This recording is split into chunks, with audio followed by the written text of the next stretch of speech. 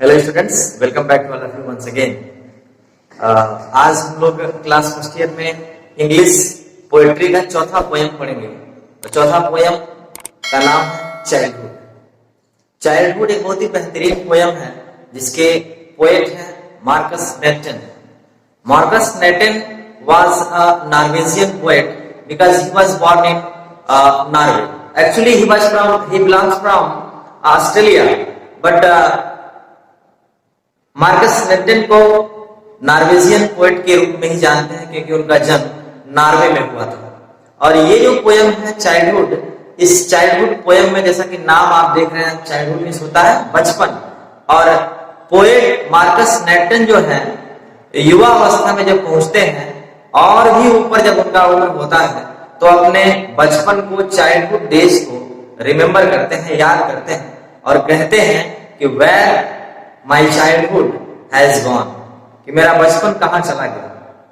तो इसी भावनाओं को लेते हुए आइए इस पोयम का सबसे पहले हम सेंट्रल आइडिया देखें और सेंट्रल आइडिया के बाद हम लोग स्टैंजा वाइज एक्सप्लेनेशन देखेंगे। तो डियर स्टूडेंट्स, आइए देखते हैं central idea of the poem childhood composed by Marcus Netten. The main theme of the poem is the process of growing up from childhood to adulthood. The childhood, the heavenly period of innocence, lasts until one becomes teenager. This poem is about poet's reaction to his loss of childhood.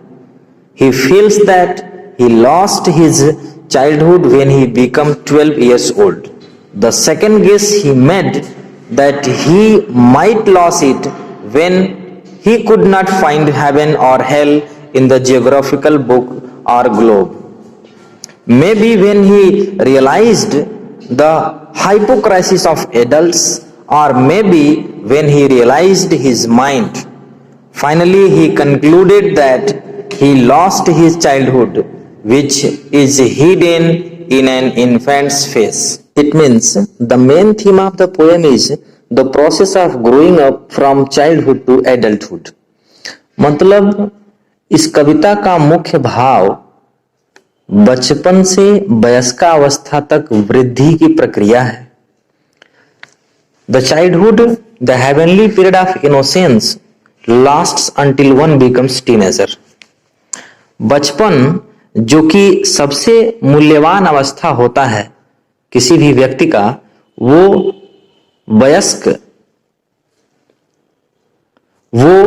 Teenager होने तक समाप्त हो जाता है। Teenager मतलब किशोरावस्था।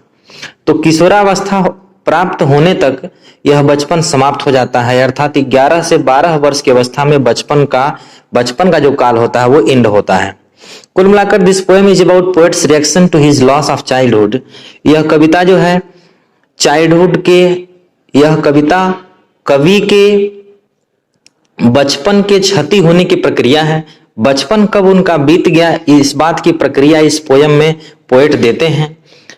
वह महसूस करते हैं कि उन्होंने अपना बचपन उस समय खो दिया जब वह 12 वर्ष के थे। दूसरा अनुमान वह यह लगाते हैं कि उन्होंने अपना बचपन उस समय खो दिया जब उन्हें ज्योग्राफिकल बुक में, भूगोल के किसी भी किताब में हेवन या हेल का कोई जिक्र नहीं किया गया। अर्थात हेल और हेवन को उन्होंने जब ज्योग्राफिकल बुक में नहीं पाया तब उन्होंने बचपन खो दिया। या उन्हें इस बात का एहसास जब हुआ कि वयस्क लोग पाखंडी होते हैं तो उस समय उन्होंने अपना बचपन खो दिया। या ये भी हो सकता है कि जब उन्हें ये समझ में आया कि उनका मस्तिष्क अपना खुद के विचारों को व्यक्त करने के लिए स्वतंत्र है, उस समय उन्होंने बचपन खो दिया। इसी बात का जो है प्रतिक्रिया इस कविता में पोएट मार्कस नेटन देते हैं। अंत में उन्होंने ये निष्कर्ष निकाला कि उन्होंने अपना बचपन खो दिया जो किसी छोटे बच्चे के चेहरे में छिपा हुआ होता है। यानी कि बचपन छोटे बच्चे के चेहरे में छिपा हुआ होता है। तो डियर स्टूडेंट्स, आइए सेंट्रल आइडिया के बाद देखते हैं स्टैंजा वाइज एक्सप्लेनेशन। तो डियर स्टूडेंट्स, इस पोयम को हम लोग 2 पार्ट में पढ़ेंगे। पहले पार्ट में हम 12 लाइन का एक्सप्लेनेशन देखेंगे और उसके बाद अंतिम पार्ट में हम लोग 10 लाइन का एक्सप्लेनेशन देंगे। कुल 22 लाइन का ये पोयम है। तो आइए देखते हैं स्टार्टिंग का 6 लाइन। पोएट मार्कस नेटन बताते हैं when did my childhood go? Was it the day I ceased to be 11? Was it the time I realized that hell and heaven could not be found in geography and therefore could not be? Was that the day? It means starting के line में ही poet Marcus नेटन अपने आप से पूछते हैं कि when did my childhood go? मेरा बचपन कब चला गया, मेरा बचपन कब बीत गया, इसका मुझे एहसास ही नहीं हुआ। आगे बताते हैं, अपने खुद ही विचार कर रहे हैं कि was it the day I ceased to be 11? क्या उस समय मेरा बचपन चला गया जब मैं 11 वर्ष का था, अर्थात 11 वर्ष की अवस्था को पार करने के बाद ही मेरा बचपन चला गया? या was it the time I realized that hell and heaven could not be found in geography? या उस समय मेरा बचपन बीत गया जब मुझे ये समझ में आया कि भूगोल में हेल एंड हेवन यानी कि स्वर्ग और नर्क तो है ही नहीं। यानी कि एक्चुअली छोटे बच्चों को किसी बात के लिए जब उनको बहलाया जाता है तो उनको बताया जाता है कि ये काम करोगे तो तुम हेल में जाओगे, ये काम करोगे तो तुम हेवन में जाओगे। तो ऐसे में बच्चों को लगता है कि हेल और हेवन जो होंगे एक अच्छे और बुरे स्थानों का नाम है, लेकिन जब वो 11 वर्ष की अवस्था में पोएट पहुंचता है तो उसे आभास होता है कि कहीं भी ज्योग्राफी में, ग्लोब पर या मैप में तो हेल और हेवन कहीं दिखाया ही नहीं गया, कहीं नहीं स्थित है। उस समय ही मेरा बचपन, वह बचपन की बातें समाप्त हो गई। And therefore could not be was that the day, और इसलिए उनका अस्तित्व तो नहीं हो सकता था कि वह क्या दिन थे। वाज दैट डे, वो कौन से दिन थे जिनका अब कोई अस्तित्व नहीं है। आगे देखते हैं, व्हेन डिड माई चाइल्डहुड गो, आगे फिर पूछते हैं कि कब मेरा बचपन चला गया। Was it the time I realise that, क्या उस समय की बात है जब मुझे ये समझ में आया कि adults were not all they seem to be, जब मैंने ये जाना कि वयस्क लोग, एडल्ट्स वेयर नॉट ऑल, वयस्क लोग बिल्कुल वैसे नहीं थे जैसे वे सीम्ड टू बी, दिखाई देते हैं। They talk of love and preached of love, वे प्रेम की बातें करते थे और प्रेम का उपदेश देते थे। But did not act so lovingly, लेकिन इतना जितना वो प्रेम की बात करते थे, प्रेम की प्रशंसा करते थे, उतना वो प्रेम पूर्वक व्यवहार नहीं करते थे। वाज दैट डे, क्या वही वो दिन थे जब मुझे मेरा बचपन चला गया। कहने का मतलब ये है कि स्टार्टिंग के 12 लाइन्स में मार्कस नेटन ये बताते हैं कि ये अपने आप से प्रश्न पूछते हैं कि मेरा बचपन कब और कहाँ चला गया। क्या मेरा बचपन उस समय चला गया जब मैं 11 वर्ष की अवस्था को पार किया, जब मुझे ये बताया जाता था हेल और हेवन के बारे में, जबकि हेल और हेवन ज्योग्राफी में, मैप पर या ग्लोब पर कहीं ऐसा कोई स्थान नहीं है। उस समय ही मेरा बचपन चला गया, या उस समय चला गया जब मुझे ये समझ में आया कि एडल्ट्स जो वयस्क लोग होते हैं, वयस्क लोगों के पाखंडी बातों को सुनकर के मेरा चाइल्डहुड चला गया, क्योंकि वे प्रेम की बातें करते थे, प्रेम का उपदेश देते थे, लेकिन प्रेम पूर्वक वो व्यवहार नहीं करते थे। क्या वही वो दिन थे जब मेरा बचपन चला गया। आइए अगले स्टेंजा में देखते हैं, अंतिम 10 लाइन को देखते हैं। When did my childhood go? Was it when I found my mind was really mine to use whichever way I choose, producing thoughts that were not those of other people but my own and mine alone? Was that the day?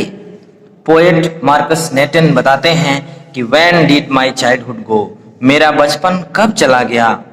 Was it when I found my mind was really mine, जब मैंने ये पाया, जब मैंने ये समझा कि क्या मेरा मस्तिष्क मेरा अपना है। To use whichever way I choose, जिसका प्रयोग मैं जब चाहूं, जैसे चाहूं, जिस प्रकार से चाहूं उस तरह से अपने मस्तिष्क का प्रयोग कर सकता हूं। क्या उस समय मेरा बचपन चला गया।